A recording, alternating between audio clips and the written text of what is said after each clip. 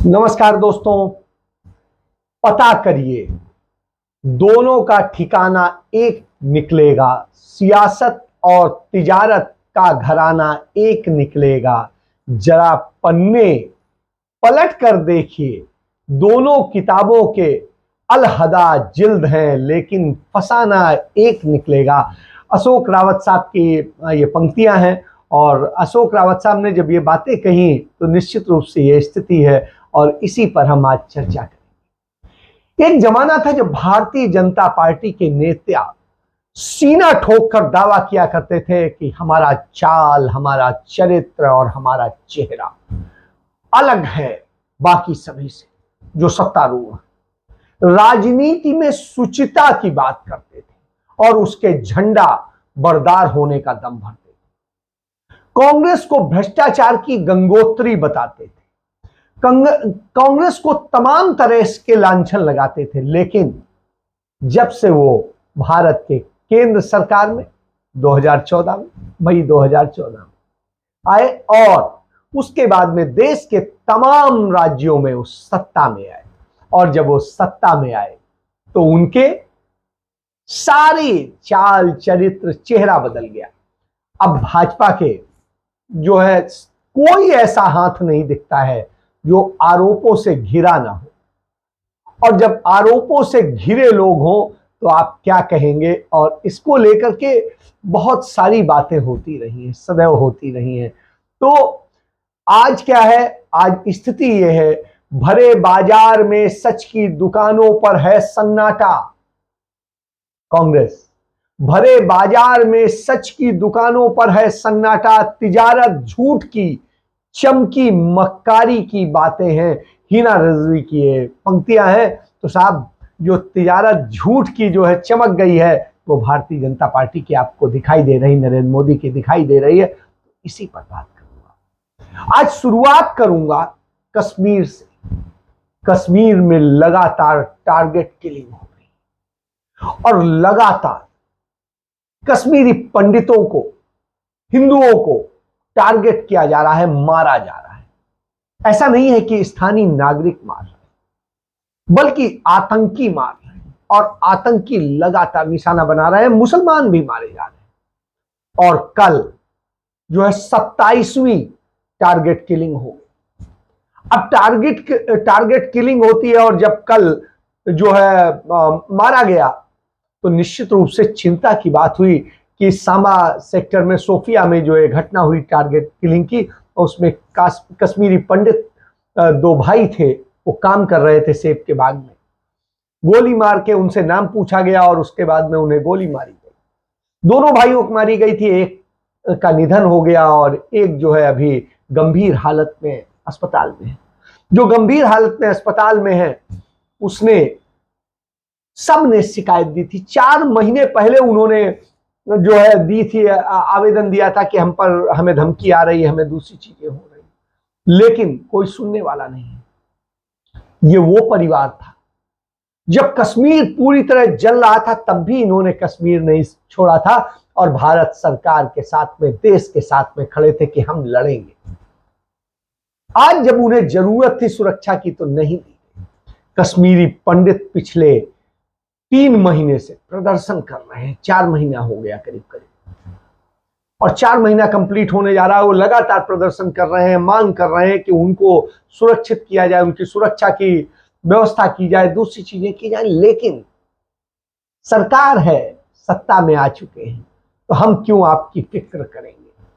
तो साहब, फिक्र नहीं है। फिक्र तो इसकी थी कि कैसे उनके दर्द को बेचा जाए और उस दर्द को बेचकर सैकड़ों करोड़ रुपया कैसे कमाया जाए, अपने लोगों को कमवाया जाए। और उसका प्रचार प्रधानमंत्री से लेकर उनके तमाम मुख्यमंत्रियों, मंत्रियों, पार्टी के पदाधिकारियों सब ने किया। क्यों? क्योंकि उससे धंधा हो रहा था। तो साहब, ये धंधे की सरकार है। झंडा बेच रहे थे, तिरंगा बेचा जा रहा था। पहली बार किसी राजनीतिक पार्टी ने तिरंगा बेचा। दफ्तरों में तिरंगा बेचा गया, लोगों की सैलरी से पैसे काटे गए तिरंगा के नाम पर। और यह भी नहीं कि तिरंगा की वास्तविक कीमत के काटे गए, उनके जेब से जो काटे गए वो बहुत बड़े प्रॉफिट के थे। वो कई सौ गुना प्रॉफिट के थे। तो आप इससे समझ सकते हैं कि क्या स्थिति है। आपको याद होगा राहुल भट्ट की हत्या की गई थी सामा में, रजनी बाला की हत्या की गई, और इस तरीके से कश्मीरी पंडितों की लगातार हो रही है। सुनील का अंतिम संस्कार कर दिया गया। अंतिम संस्कार में शामिल होने के लिए भारी संख्या में हिंदू मुस्लिम समुदाय के लोग सम्मिलित हुए और सबने वो किया, लेकिन टारगेट किलिंग पर कोई वो नहीं। आप सोचिए, इस साल अब तक 27 हत्याएं हो चुकी हैं, टारगेट किलिंग हो चुकी, और 27 जिनमें राजस्थान का एक बैंक मैनेजर था, परिवार ने बड़ी अपेक्षाएं पाली थी, उसको मार दिया गया। बिहार का मजदूर थे, उनको मार दिया गया। क्या कसूर था? कुछ नहीं। उन्होंने इस सरकार पर भरोसा किया था कि ये सरकार कह रही थी कि हाँ कश्मीर में आइए, सब सुरक्षित मिलेगा, ये मिलेगा। लेकिन साहब जो हो रहा है वो आप समझ सकते हैं। बोला दोनों भाई निकले थे गाय के साथ, बोला हम उधर तक गाय लेंगे, उधर तक गए तो उधरी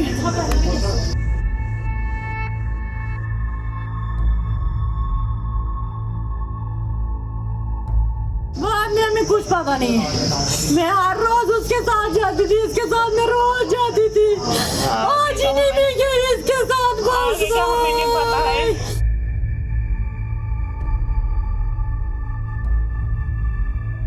मिल्टन ने और किसने मारा? तो उनको भी यही होना चाहिए, उनको भी ऐसा ही होना चाहिए। जिसने मेरे पति को मारा है, मैं बोलती हूँ उनको 4 दिन नहीं निकलने चाहिए, उनको भी यही होना चाहिए। मेरी 4 बेटियां हैं, मेरी बेटियों को कौन पालेगा अब? तो जब यह स्थिति हो रही हो, सवाल उठता है कि आखिर क्या हो जाए।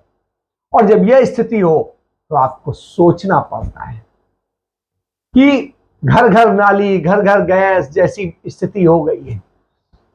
पकौड़ा बनाएंगे, चाय बनेगी, स्कूल कॉलेज भाड़ में जाया, जो है आमजन की बात खत्म, सिर्फ अपने मन की बात होगी। तो ये जब हो रहा हो तब आप सोचिए कि आप किस देश में रहते हैं और उस देश का क्या हाल है। और इन सब हालातों पर जब आप नजर डालेंगे तो आप देखेंगे किस तरह। आपको याद होगा 2019 में भारतीय जनता पार्टी के नेता, तब तत्कालीन राष्ट्रीय अध्यक्ष और सांसद, मंत्री जो है जिनका नाम अमित शाह है, वो क्या कहते थे? और रोहिंग्या का कहते हैं, रोहिंग्या के लोग वाया बांग्लादेश आते हैं, ब्रह्मदेश के लोग वाया बांग्लादेश आते हैं, और ब्रह्मदेश सेक्युलर कंट्री है, फिर भी वाया बांग्लादेश आते हैं। रोहिंग्या को कभी भी स्वीकार नहीं किया जाएगा। मैं आज फिर से स्पष्ट, वो कहते थे कि भारत के अंदर एक भी रोहिंग्या को नहीं रहने दिया जाएगा, उसे बसने के लिए जमीन नहीं दी जाएगी, कुछ नहीं दिया जाएगा।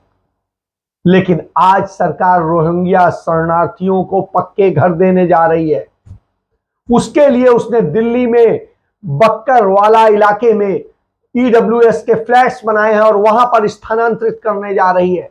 तो ये साहब हम नहीं कह रहे हैं, ये केंद्रीय मंत्री हरदीप पुरी ने ट्वीट करके बताया है, और उन्होंने रोहिंग्या मुसलमानों को कहा है ये हमारे हिस्से हैं। आप समझिए, नरेंद्र मोदी सरकार के मंत्री वो कहते हैं एक तरफ टारगेट किलिंग, उसके नाम पर वोट बैंक साधा जाता है, जहां जम्मू में, कश्मीर में, सब जगह वो करके किया जाता है। जहां एक तरफ अनुच्छेद 370 के कुछ क्लॉजेस खत्म किए जाते हैं और प्रचार किया जाता है कि अनुच्छेद 370 धारा 370 खत्म कर दी गई, जबकि वास्तविकता यह है, संविधान उठा के देख लीजिए, धारा 370 आज भी बरकरार है। उसकी कुछ क्लॉजेस खत्म हुए हैं, और आप जान लीजिए इसके बहुत सारे क्लॉजेज होते थे। 38 क्लॉजेस तो कांग्रेस शासन में ही खत्म हुए थे, सिर्फ 2 इन्होंने खत्म किए। लेकिन प्रचार ऐसे किया जैसे इन्होंने पता नहीं क्या कर दिया। तो यह एक झूठ की, ग्लोबलिज्म की जो स्थिति है वो आपको देखने को मिलती है कि झूठ ही बिक रहा है और झूठ की तिजारत हो। तो साहब ये स्थिति है, और टारगेट किलिंग का जैसे मैंने बताया आपको। दूसरी तरफ आप देखिए, प्रधानमंत्री लाल किले से महिला सम्मान की बात करते हैं, लेकिन उनका सम्मान ये है कि साहब उनके शासनकाल में बलात्कारियों को, मॉब लिंचिंग करने वालों को, सबको सम्मान दिया जाता है, टीका लगाया जाता है, माले पहनाए जाते हैं और उनकी आरती उतारी जाती है, उनके पांव छुए जाते हैं और उनके साथ में बड़े बड़े मंत्री और बड़े बड़े पदाधिकारी आते हैं।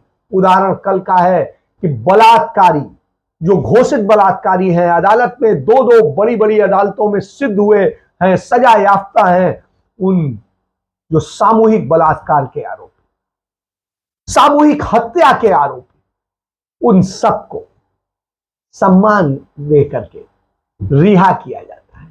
यह नीति, जिस नीति के पीछे छिपकर गुजरात सरकार कह रही है हमने इन 11 बलात्कारियों को रिहाई का आदेश दिया, 1992 की वो नीति 8 मई 2013 को गुजरात सरकार द्वारा समाप्त कर दी गई थी। तब मुख्यमंत्री नरेंद्र मोदी थे। 8 मई 2013 को शासनादेश द्वारा, वो शासनादेश विनीत जी आपको शेयर कर लेंगे, शासनादेश द्वारा 8 मई 2013 को 1992 की वो नीति गुजरात सरकार ने समाप्त कर दी। तो ऐसी नीति जो है ही नहीं, उस नीति के आधार पर आप 11 बलात्कारियों को, 11 हत्यारों को क्षमादान दे देते हैं और रिहाई कर देते हैं। यह नारी सम्मान है नरेंद्र मोदी का, और यह सम्मान देखकर आप रो देंगे उस दर्दनाक हादसे को कि जब बिल्किस के घर में अचानक एकदम से भीड़ घुसी थी, जो टीका लगाए हुए थे, भगवा ओढ़े हुए थे और खुद को बहुत बड़ा हिंदूवादी बताते थे, सनातन धर्मी बताते थे। उसी सनातन धर्म का वो अपमान कर रहे थे जो सिखाता है कि हर महिला, हर बच्चा आपके लिए उतना ही सब, जो सर्वधर्म संभाव सिखाता है, जो सर्वजन हिताय सर्वजन सुखाय सिखाता है, उसी धर्म का चोला ओढ़कर उन्होंने उस परिवार के, उस बिल्किस के सामने उसके परिवार की 3 साल की बच्ची समेत 7 लोगों को मार डाला। 21 साल की बिल्किस ने विरोध किया था तो उसके साथ में निर्वस्त्र कर दिया गया, उसके साथ में सामूहिक रेप किया गया, दर्जनों लोगों ने रेप किया और फिर ले जाकर सड़क किनारे पे 3 घंटे बाद जब उसे होश आया तो उसने एक आदिवासी महिला से कपड़े लेकर के अपने तन को ढका।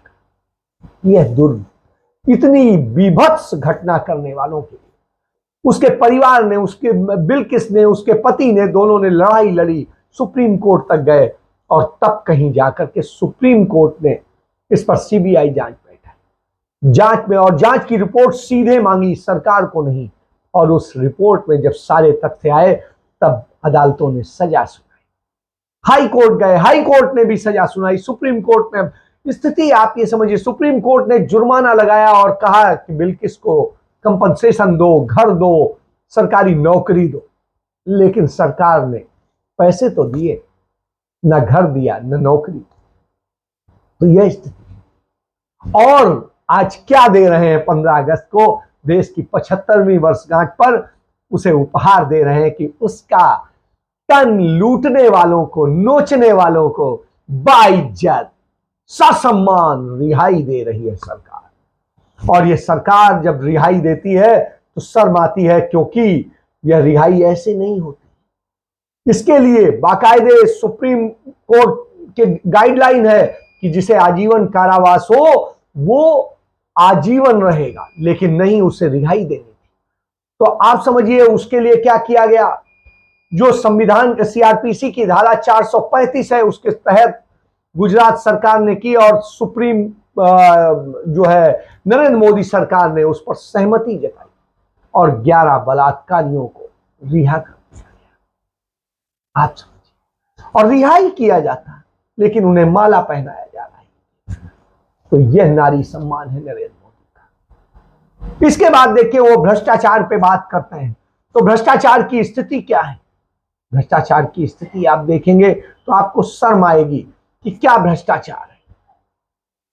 आपको याद होगा 4 दिन पहले जो डैम टूटा, भ्रष्टाचार का अपने आप में नमूना है। तो भ्रष्टाचार के खिलाफ बात बोलते हैं, तशरीफ लाइए, आरटीआई के दायरे में ला करके चीजों की जांच कराइए। आप खुद अपने पीएम केयर फंड की जांच कराइए, तमाम सारी चीजें हैं, सामने हैं, लेकिन आप नहीं कराएंगे। क्यों? क्योंकि आप चादर ओढ़ लेते हैं जब आपके लोगों का बात आती है। आप उन पर बात नहीं करते हैं।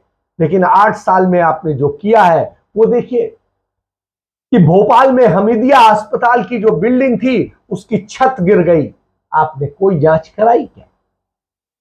बेगमगंज में एक नया पुल बना था, वो टूट गया, क्या आपने उसकी जांच कराई क्या? कहां है ईडी? और जब इतना बड़ा डैम 305 करोड़ रुपए का धार में बना डैम टूट जाता है, तब आपने उसकी क्या करी? क्या ईडी ने छापा मारा या किसी ने जांच कराई? तो साहब ये स्थिति है। तो भ्रष्टाचार की स्थिति ये है कि देश में जितने बड़े भ्रष्टाचारी हैं वो सारे आज भारतीय जनता पार्टी में हो, भगवा ओढ़े हुए हैं। स्मृति ईरानी हो या उनके पंकजा मुंडे हो या कोई की बात कर लीजिए, उनके असम के मुख्यमंत्री हो, शिवराज सिंह चौहान हो, इसके अलावा तमाम सारे मंत्री जिस तरीके से हैं, वसुंधरा राजे सिंधिया हो, हैं जो ललित मोदी के साथ में मिली हुई थी, और इसी की तरह से सारे बैंक घोटाले हो, दूसरी चीजें हो, सब कुछ सामने है। 1996 में आपको याद होगा आडवाणी जी की बात थी, जैन हवाला कांड में नाम आया था, और जैन हवाला कांड में ही एक नाम आया था जो आज उपराष्ट्रपति है। तो आप समझिए, जिन्हें कांग्रेस पार्टी ने बाहर कर दिया इन सब कारणों से, उन्हें आप वो करते हैं। राष्ट्रमंडल खेलों की आप बात करते थे जो भारत में हुए थे, 2G स्कैम की बात करते थे, कोयला की बात करते थे, सबकी करते थे। आज तक बताइए ना किस नेता को आपने सजा करा दी या किसको आपने तो उल्टा सभी नेताओं को बरी कर दिया, क्योंकि वो नेता आपसे जुड़े हुए थे, आपकी पार्टी में आ गए हैं, भगवा ओढ़ चुके हैं, और जो भगवा ओढ़ लेता है वो आपका हो जाता है, चाहे वो जितना बड़ा भ्रष्टाचारी हो। तो इतने बड़े बड़े भ्रष्टाचारी हैं आपके, येदियुरप्पा हो, दूसरी चीजें हो। नोटबंदी के मामले में अमित शाह का बेटा समेत तमाम लोग जो हैं उसमें थे कटघरे में, लेकिन आप नहीं। तो कमोबेश आपकी स्थिति यह है कि आपकी कथनी, आपकी करनी दोनों में भारी अंतर है। आप सिर्फ झूठ बोलते हैं और झूठ के बूते आप खड़े होते हैं, और जब आप ऐसा करते हैं तो आप सबका नुकसान करते हैं। सोफिया में जो हुआ वो अपने आप में है, या पूछिए सोफिया में कौन और क्या हो रहा है। तो जिस तरीके से कश्मीर में हो रहा है, आप चुनाव जीतने के लिए, फिल्म बनवाने के लिए, उनके दर्द को बांटने के लिए आप कभी किसी की बात करते हैं। आप बात करते हैं, आपने 82 मिनट का प्रवचन दिया, लेकिन महंगाई पर बात नहीं की, बेरोजगारी पर बात नहीं की, आतंकवाद पर बात नहीं की, आर्थिक बर्बादी पर बात नहीं की। आप तो नेहरू को कोसते हैं, आप सावरकर का गुणगान करते हैं जो गद्दार था, जो महात्मा गांधी की हत्या के मामले में अभियुक्त था। आप समझिए, आप तो गद्दारों के साथ खड़े हो। आपके समय में ही चीन जो है भारत के 1000 किलोमीटर भूमि पर कब्जा कर चुका है। आपके ही समय में हमारी सीमाएं असुरक्षित हो गई हैं। हम आपके ही समय में हमारे देश की सारी अर्थव्यवस्था चौपट हो गई है। देश दुनिया का सबसे बड़ा बेरोजगार बन गया है। देश की सारी चीजें बर्बाद। और जब सब बर्बाद हो, तब आप जब भ्रष्टाचार की बात करते हैं, महिला सम्मान की बात करते हैं, जब सबसे ज्यादा बलात्कार आपके समय में हो, आपके शासन, सबसे ज्यादा महिलाओं की आबरू और दूसरी चीजें, हक आपके राज्य में छीने जाते, वहीं दूसरी तरफ आप ड्रामा करते। जातिवाद इतना चढ़कर बोलता है कि बच्चा मटके से पानी पी लेता है एक सवर्ण टीचर के, तो उसको पीट पीट कर उसकी हत्या कर दी जाती है आपके साथ। तो मोदी जी, आप जो बताते हैं, कम से कम अपने अंदर भी झांक लीजिए, क्या आप में कुछ इंसानियत है? शायद हमें तो नहीं दिखाई देती, किसी को दिखती हो तो कृपया बता। आप तो लाशों पर अपनी सरकार बनाते हैं। यही काम आपने गुजरात में किया था, और यही काम आप देश में कर रहे हैं। हिंदू, मुस्लिम और दूसरे नामों पर, जात के नाम पर, धर्म के नाम पर, सारे नाम पर, क्षेत्र के नाम पर, तमाम चीजों के नाम पर बांट करके देश को कैसी बर्बादी में यह आपका चरित्र है, यही आपकी चाल है और यही आपका चेहरा है। अब आप रोंगिया पे जो राजनीति करते थे उन्हें घर दे रहे हैं और जो बड़े लंबे समय से परेशान, मैं कहता हूं कि देना चाहिए, मैं कहता हूं देश के हर व्यक्ति को देना चाहिए। जो बेघर उसे झोपड़ी मिले और देश के अंदर कोई भी हो, चाहे हमारे यहां शरणार्थी हो, उसे भी देना चाहिए। लेकिन जिनके वायदे करके आए थे उन्हें भी पूरा करना है। कौन सा वायदा पूरा किया है? भुखमरा देश बना दिया। इस स्थिति महिलाओं की आबरू तार तार हो रही है, अपराधियों का राज बन रहा है, मॉब लिंचिंग हो रही है और बलात्कारी राज कर रहे हैं। आपके तो पार्टी के लोग खुद देह व्यापार का धंधा चलाते हैं, आतंकवादी देते हैं। मुस्लिम आतंकवादी प्रस्तुत करने के लिए, हिंदू मुस्लिम की नफरत पैदा करने के लिए आप अपने लोगों को आतंकवाद में झोंकते और पकड़े गए। सबूत है आपके सामने, चाहे उदयपुर में टेलर की हत्याकांड का मामला हो, अमरावती हत्याकांड का मामला हो, या आतंकियों के रूप में जो है आप पेश करने जा रहे थे जिन्हें अमरनाथ यात्रा में, वो लोग सारे आप। यही वजह है आप तो सैनिकों को मरने के लिए छोड़ देते हैं, क्योंकि उनके नाम की राजनीति करके आप सत्ता में दोबारा लौटते हैं। यह है आपका चरित्र। तो आप कम से कम कश्मीरी पंडितों को मरने से बचाइए, महिलाओं की आबरू बचाइए, और भ्रष्टाचार की बात क्या कहूं, वहां तो आपके भी हाथ सने हुए हैं। क्या आप करेंगे? इसके साथ मैं चर्चा समाप्त करता हूं। जय हिंद, जय भारत, वंदे।